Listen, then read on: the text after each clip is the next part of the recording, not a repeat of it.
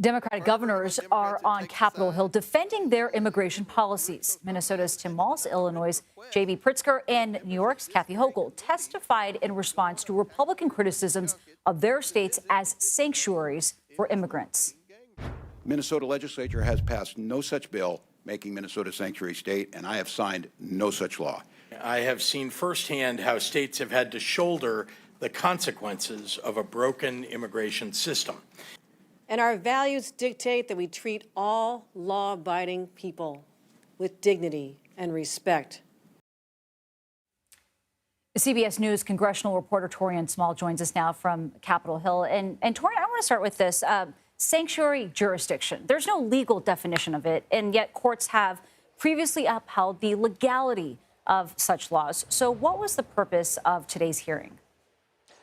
Yeah, Nancy, so we saw Republicans on this panel look to paint this picture that these three Democratic governors, but also governors from other blue states, are actively and purposefully impeding immigration enforcement operations happening as the agenda under Donald Trump.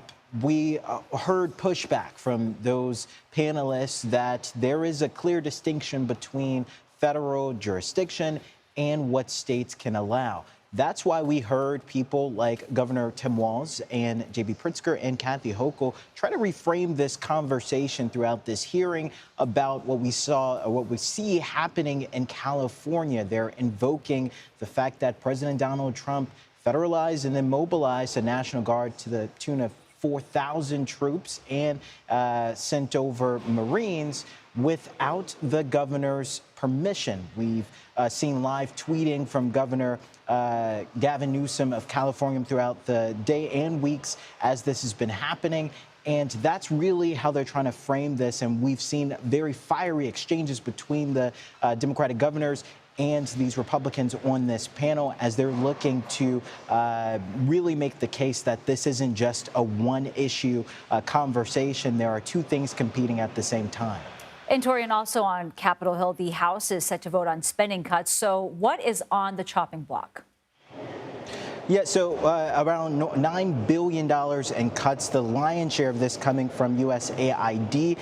There's also a provision in here that would claw back funding to public broadcasting, so NPR and PBS. We saw just on the floor not too long ago, House Minority Leader Hakeem Jeffries with an Elmo doll calling this reckless rescissions from Republicans. The Republican response, obviously, though, has been that this is necessary in order to cut away at waste, fraud, and abuse, the primary goal of the Department of Government Efficiency, also known as DOGE, Nancy. All right, Taurean Small, thank you very much.